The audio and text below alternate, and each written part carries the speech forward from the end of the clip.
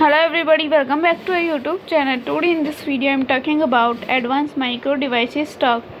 In this video I am talking about stock pros and cons and technical analysis and latest news about it. Stock is trading at $110.95 with 0.63% positive in a day.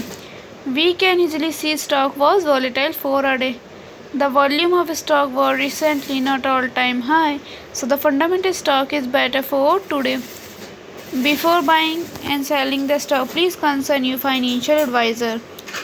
Today's video is done. Thanks for watching. Please subscribe my YouTube channel and like the video and also comment all related queries.